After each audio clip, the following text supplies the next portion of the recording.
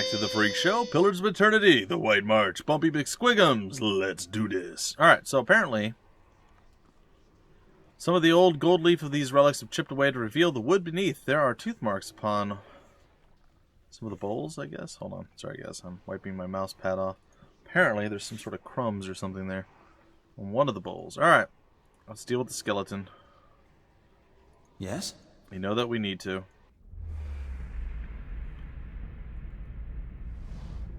The light rises from the bones as you approach. You have a moment to register the faintest image of a standing figure. Features a blur of mist or smoke before the world tilts. It is as if you have stepped sideways into a new life. You are racing down a flight of stairs following a weaving circle of torchlight. Your own panting breaths are loud in your ears. Panic and your robes alike foul your steps, and you nearly stumble before a hand reaches out to grip your arm and steady you. A fellow acolyte, who smiles encouragement as you reach the bottom. You run around and pass the shallow reflection pool that marks the lowest point of the temple, following the dark shapes of the older priests as they lead the way toward the narrow hall that leads to the vault. You pass one of the torchbearers as you go. The harsh illumination of the flames reveals a familiar face. For a moment, your awareness spans time and identity, and you think Wharton has joined you. Here at the bottom of the temple, in the memory, he glances at you for a moment, then looks past at someone else. "I'll come back once they're gone," he says. You're being pressed along by the crowd, and his words are growing faint. "Just keep quiet, we can't take any chances." Inside the vault, golden relics gleam like welcome stars. The memory twists, jarring you loose from one moment and plunging you into another like a flung doll. There is only darkness around you now. You think yourself blinded until the knowledge settles onto you like a cloak. The candles have all burnt away. You now know, too, with a sick certainty, that nobody is coming. There is a cracking noise somewhere to your left, a wet, slurping gurgle, and a ragged sob. You cannot see, and so you cannot know which brother or sister has fallen, and which digs after what water a body may provide. You hear, in the faint murmuring to your right, the familiar cadence of prayer, but you no longer recognize the words. You are too tired to do harm. The thirst is like fire within you. Your tongue is thick in your throat, and every breath is a struggle that leaches strength from you. There is a light, they said, at the end of every bout of darkness, but this one does not end. The spirit releases you, and you come back to yourself in pieces. Your vision clears, and the vault around you is revealed once more, cast in muted hues by the sickly illumination of the soul still drifting like fading fog. Fear wafts off the spirit in waves, fraying at your own emotions. I'm sorry, I hope you find peace in the next life. I'll see that he pays for this. The spirit seems to withdraw into itself. You sense less of its fear and confusion as it recedes, but the soul still lingers. No matter how many times I see you staring off at nothing, it doesn't get less weird. Gather the remains. You spend a few moments gathering up what you can find of the bones of the priests. It proves a heavy and gruesome burden, but you manage to recover them all. Alright. And we have to return to Wharton.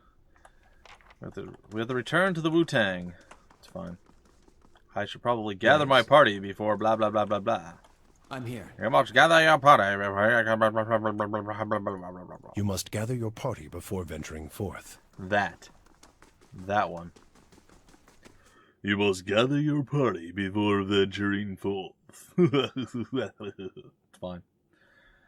Alright, so our party is gathered. We are venturing forth. We're going to go back to the Wu-Tang over here, and we're going to talk with them. And, yeah, I'm assuming that he always planned to come back. He wasn't able to because they sealed the temple, and, well, he's been living with this horrible regret ever since. Hail, traveler. Wharton smiles nervously as you approach. I think I've sorted out the worst of it. Arms hurting a little less, he hesitates. You were down there a while. Did you find anything? His eyes dart constantly about the ruins. You lied to me. What? Ortkin grins uncertainly. I was clear about everything. The risk involved. Is that what you meant? I did say there'd be spiders, and I'll pay you, of course, for the trouble. Lift Wharton off his feet. I will crack your head in two if you lie to me again. Wharton scrabbles fruitlessly at your arms, his eyes wide with shock. Wait. I don't know what you... He inhales sharply, his expression twisting. Maybe I knew where you'd find the bodies. Is that it? I'm sorry. Maybe I should go tell Lord Raedric what you've been accusing his people of. Throw the remains at his feet. You left them down there. Not sorry enough. I'm going to put the remains at his feet. The color drains from Wharton's face. He looks down at the bones, mouth moving soundlessly as he scrambles for words. How did you... He shakes his head. No, Raedric's men. They did all that. It wasn't me. That place is full of shadows, spirits of those you killed. 3. Okay. That's not... He eyes you fearfully. I didn't kill them. Right up until the end, You don't understand. I tried to help them. I did. Every day. Every single day I went to that temple. And I warned them. I told them that they were playing with fire and Raedric wouldn't be patient forever. And every time they'd shrug it off like I didn't know what I was talking about. Like it wasn't costing me coming in to try and help them. I could have gotten arrested right alongside them. Alright, well, what happened? You worked for Raedric? Wharton gives a bleak laugh. Yes, but not anymore. It's been a long time since I held a blade. He hesitates. I knew what was coming. It was their own stupidity that kept them in there. I couldn't understand. Every warning I gave them, they ignored. The rectrix, she said they'd be reborn anyhow, so it didn't matter. He grimaces. So I guess she got what she wanted. Her martyrdom. Raedric ordered us to round them up, lock them in cells. I convinced them to hide at least. They have that vault full of old relics, gold and such. I thought if they could hide in there, and once the guards left, they'd have something to sell for passage out of Deerwood, back to Adir. When I told the men that the priests had already gone, they ordered the temple sealed. I couldn't get in again. Wharton shakes his head. There was nothing I could do. Eater's eyes are wide, disbelieving. Nothing you could do but tell someone. Get the town together, organize a rescue. I'd have dug them out with my own hands if I had known. They were some of the last decent folk left in this hole. And all we got left is people like you. You could have spoken up, told Raedric the truth. Why did you send me down there? It seems like those priests brought it on themselves. You worthless. Why did you send me down there? Because if Lord Raedric means to have the temple cleared, they would have found the bodies eventually. They'd know that I lied to them when I said the priests left, and I'd hang. Wharton's shoulders sag. I don't know if Raedric would have killed them. Maybe they'd be languishing in cells now. Maybe they'd be off somewhere in the Empire, and I'd have a night's peace. I told you the way of it, Wharton says, his voice rough. I told you what happened. Guess it's your turn now to make a decision. Well, it's too late to make amends. If I ever see you in Gilded Vale again, you're a dead man. You're a coward, Wharton. That's no crime. Give me my money and get out of my face. You escaped justice for a long time, but not today. Huh. Well, I guess 2 and 4 are seeming really, really good. Or it's not too late to make amends. Let's see what that one does. Wharton lets out a breath he was holding. I'm not so sure that's true. It's been years now. What am I supposed to do? Bury their bones. Try to lead a better life than you have so far. I'm not great at the redemption business, personally. Wharton looks at the remains. He runs a hand through his hair, letting out another ragged breath. I can do that. I can. I'll lay them to rest. Try and do the right by them somehow. Thank you, truly, for what you've done, giving me a second chance. I'll put it to good use. Will you? Will you? You didn't pay me, by the way, but I did get a lot of experience, so I'll take it. A rising sun and 3 dawn stars, the symbol of Eothas. Alright. Well, that was the thing that happened. So I kind of had half the story right, it seems. he was more concerned with his own self as opposed to, doing the right thing. But, like, his initial intentions were okay. I don't know. That's a tough one. Like, he definitely did wrong things. Like, he should have told someone. He should have somehow, like Eater said, he should have organized a rescue or something. Let's go down to Anslog's compass.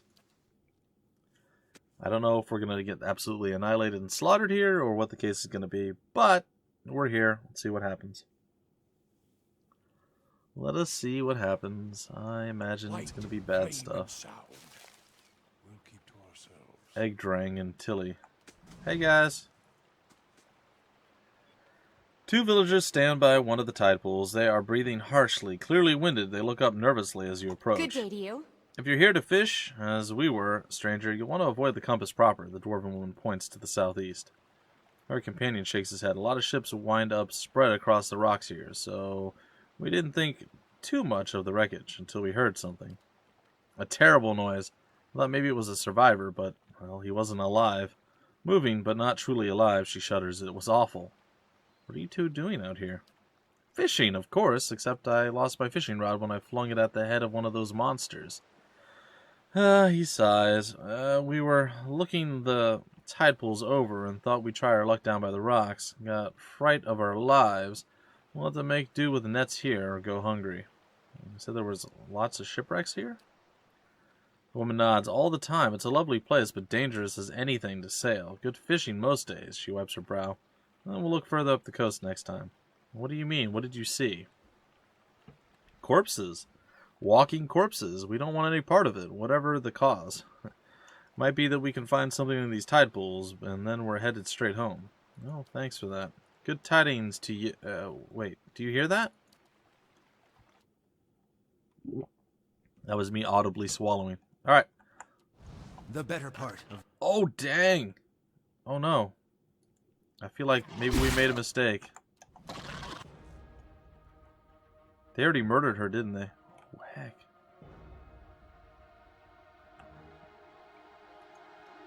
Game is moving way too quick for us to actually change the outcome of this.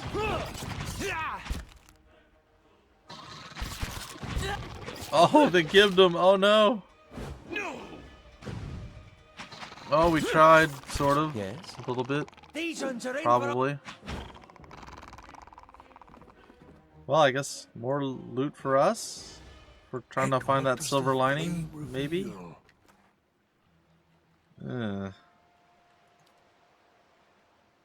Yeah. Well.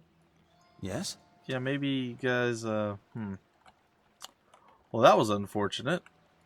And it was on fast speed, too. That really sucked. Crabs and small fish cluster in this pool left behind by the tide. Apparently there's some undead zombies.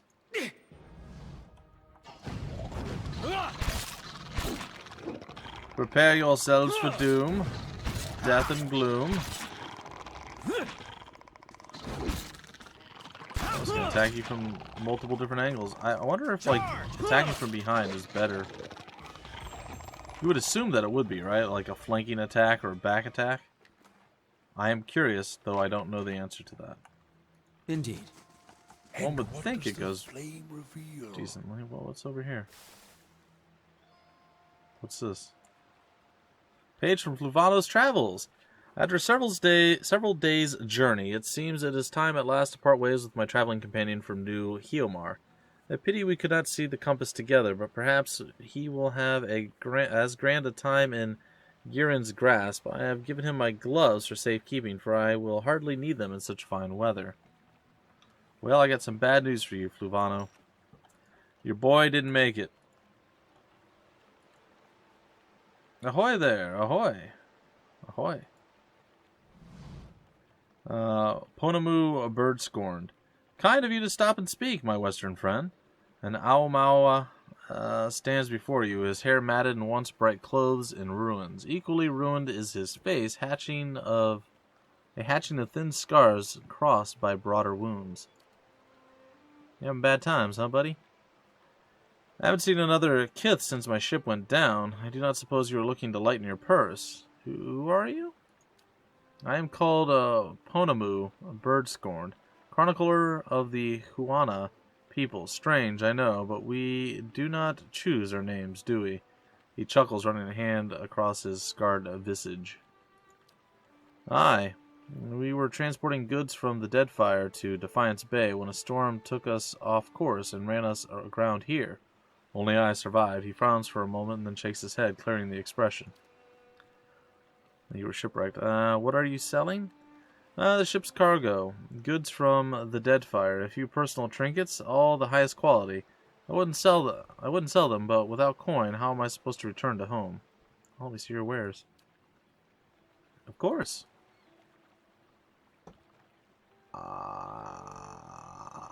I would have to say that possibly, and I could be wrong, but this might be the latest expansion they did near the end of last year, or the latest DLC, the Deadfire DLC, in like preparation, or because Deadfire is the Pillars of Eternity 2 thing, it was like kind of like a co-released theme for that, and there's a bunch of items and stuff, and I believe that's what all these things are.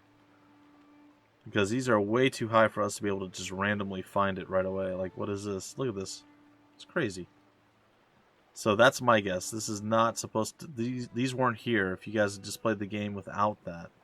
Fuvano's Blunderbuss, 8,000. I mean, that is a lot of money. And it looks like it actually isn't all that impressive.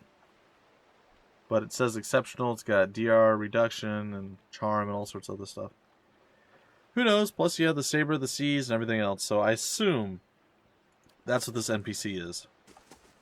I shall be discreet. No, be discreet, but be quieter discreet. Hey, it's Ragna and Tana. Hello. You find yourself facing a towering Aumaua woman. Her skin is warm gold brown of a dying sunset with pale fish white patches at throat and hands. Wavy red-brown hair pulled into tight braids around a stripe of bare skin that follows the curve of her skull. Flows down over her broad shoulders. Oh, okay. Gods keep you.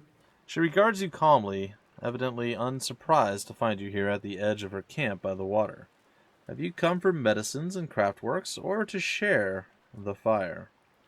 Alfra sent me here. She says that you know some way to ensure that her child is not hollowborn? What's Zarup doing here?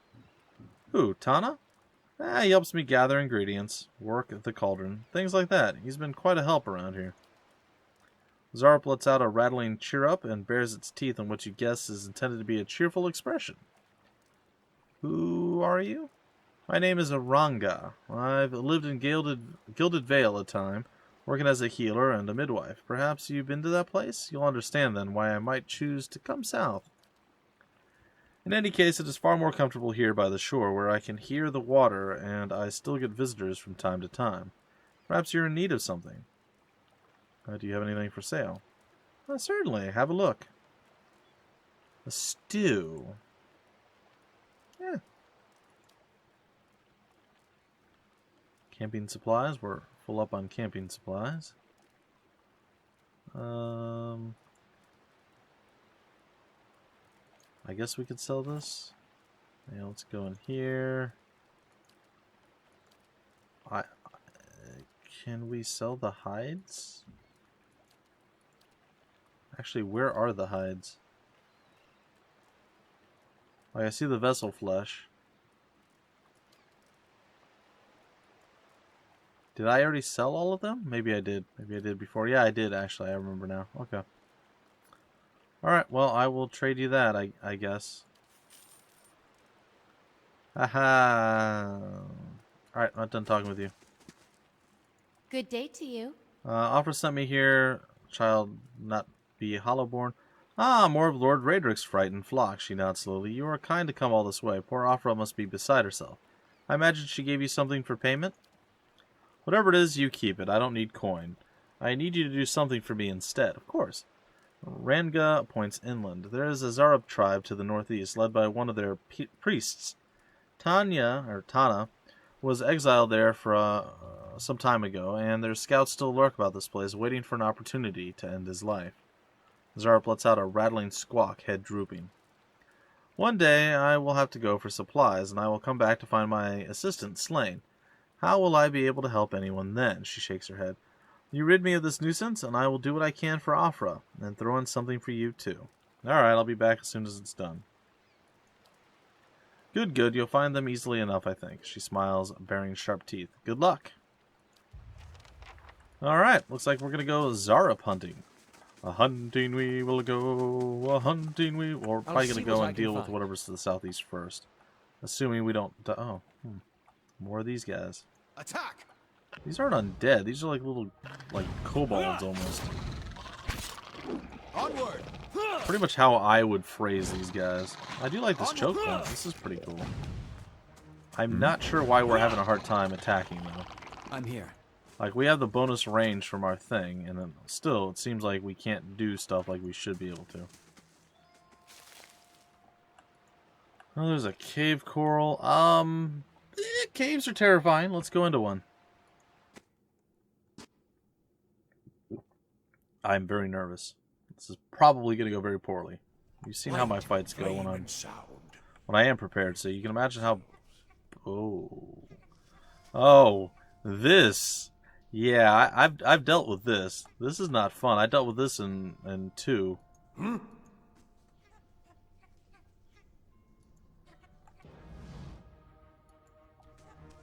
Now, theoretically, the dank spore I shouldn't have to deal with. Because... Yes. Because yes. Oh, these things actually hurt quite badly. I may have to be a little bit cautious here. I may also have to go into super crazy mode. And on top of that, we're going to scooch up here, do this. And then maybe do this to follow it up. And then I feel like probably a good idea to do this.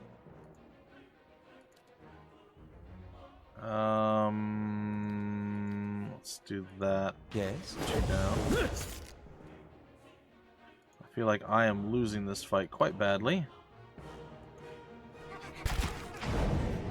Come on, attack. Attack like the wind, Binky. Take him down. Take this fool out. Okay, so he's down. The dank spore doesn't move, but what it does is it has a cloud that, if you're within melee range of it, it will mind control you, which is really bad. Also, it looks like it actually has to follow line of sight things, which is nice. You're not getting through me. Because if it didn't have to follow line of sight, we would definitely be dying a horrible death. Okay. So we've dealt with that. I think we're still in combat with it. We are not. Okay. Well, that's good to know. Keeping an eye out. Alright.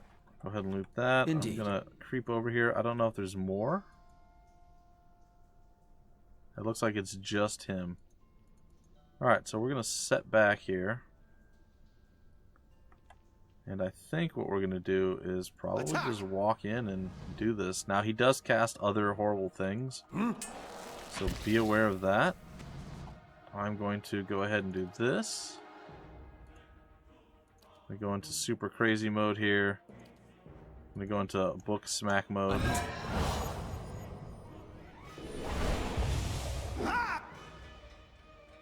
Oh. Huh. I'm just confused. I can't tell what he's casting. That might be the spore thing that I want to make sure I don't get hit by. That's not very helpful. Okay, well, it doesn't look like anything super bad's happening yet. Alright.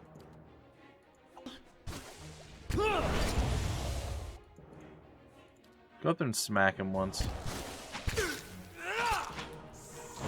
There we go. That was easy enough. Yes? It's definitely a lot more challenging in Pillars of Eternity 2, by the way. So if you guys haven't checked out that episode, well, you should go check it out. It should already be posted by now. And you guys can go check out how I kind of got owned by this thing in Pillars of Eternity 2. Alright, what is this? Moss and mold cover the bones like a blanket. They smell earthy and wet. Laying low. Aha. Found myself a fire wand. What?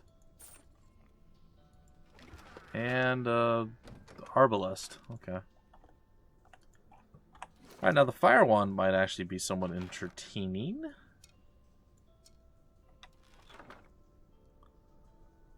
It's a two-handed wand. Interesting. I thought wands were one-handed. Oh, apparently they're two-handed. How does that stack up? 11 pierce and crush versus pierce and slash, which is 12. Everything else is the same. It says the speed is fast. Okay. Properties is it's fine. Alright, I guess I'll switch. Sure. Yes? Okay, well that was good. That worked out. I was actually expecting to not survive that. It got a little messy, like we got slapped around a bit, sure, but you know, wasn't too bad. It's like, you hit like a girl. And then you get like one of the like MMA fighter girls going, "What'd you say? No, nothing, I'm sorry, please don't kill me." Keeping an eye out. Says every coward anywhere. I would totally just be like, bring it. I would not taunt women to abuse me and hurt me. It just sounds like a bad plan altogether. Well, this looks like a lovely place. What's in here? There's a turquoise stone and a page from Fluvano's travels. I met a helpful Deerwood woman while in Gilded Vale. She was an invaluable guide during my time in that sorry village, and agreed to accompany me some part of the way toward Anslog's compass. We parted ways in the wilds known as Magran's Fork, but I gave her my amulet so that she may remember me fondly. Perhaps I will return to these lands someday after all. I hate to say this, buddy, but like you are like a death sentence. Anybody who has met up with you just dies, apparently. That's like your legacy, just death. I'm not real keen on the idea of, oh, okay, having to deal with a Zara priest, but I mean, they don't seem overwhelmingly powerful, so it might be fine. It might be fine. I do not know. Either way, I'm also not... Huh, there's a ghoul. I'm also not super concerned with doing it right away. Like, I feel like that's what we're going to do for the next episode. That's going to be kind of our starting point. So, I'm going to pick off some of these ghouls if I can. And indeed, it does look like I can. I will take your vessel flesh, thank you. Shh. Sorry. Is there more than one? Well, if there's only one, I'm not too concerned with it. There's two. I'm still not that concerned. Next. Still fine. Alright, we're going to do a quick pause here. We're going to go and turn into super crazy mode. And then we're going to freak out like that. I don't know what that was all about, but it was interesting and slightly funny. Knock him on his butt, and then finish this guy off, and down he goes. Wiggle, wiggle, wiggle, wiggle, wiggle, wiggle, wiggle, wiggle, wiggle, wiggle, wiggle, wiggle, wiggle. It was a little crazy. A little crazy. Vessel flesh. I shall. I'm here. Light, flame, and sound. We'll keep to ourselves. Light, flame, and sound. We'll keep to ourselves. I don't know what that means. But it's okay. Alright, a morning star. Lovely. Another ghoul. Lovely. Possibly even more than one. Yes, possibly even more than two. Well, either way, after we finish up this little battle here, I'm here. Charge! I think things will be fine. Guys, How may I help? you've stopped attacking. Back into it. I know, you don't like being worked too hard, but you shouldn't just stand there while other people are fighting. It's rude. It's very rude of you. At the center of a ring of jagged stones, this boulder casts long shadows across the sand as the sun does something. Moves overhead. Margaret's fire casts light in dark places. Oh, darn it. It had a note.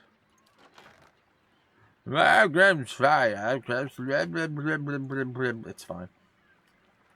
Alright. Pages from Flavano's travel. While traveling towards Gilded Vale, I encountered a fellow traveler of some considerable intelligence, and we engaged in pleasant conversation.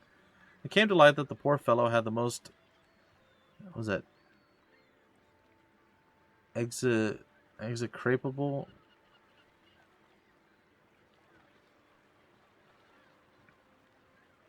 Execrable? It came to light that the poor fellow had the most execrable? Is that even a word? I guess it is. Pair of boots upon him, I'm sure it's a word. I gave him one of my spare sets that he might better appreciate valiant craftsmanship. May they serve him well, for he said he intended to cross the wilderness known as the Black Meadow, and I cannot imagine it is a pleasant place. Well, again, buddy, like everybody that you've ever talked to or done anything with seems to have died once you've given them a trinket of yours. You are pretty much a death sentence. Laying low. It's not great. Alright, well, after our little adventures here to the southeast and all the other stuff that we've done, I feel like there's not really anything else to do down here, so we're going to probably break off the episode here in a sec. I'll get up back near where the priests should be. The better part of valor. Nothing? Alright. We'll come back up over here, and this is going to be where we break off the episode, folks, and who knows what's going to happen next. Anyway, that is a tale for another time. Hope you guys enjoyed, and until the very next episode, my name is Bumpy McSquigums. Thank you for stopping by the Freak Show, and I will see you later.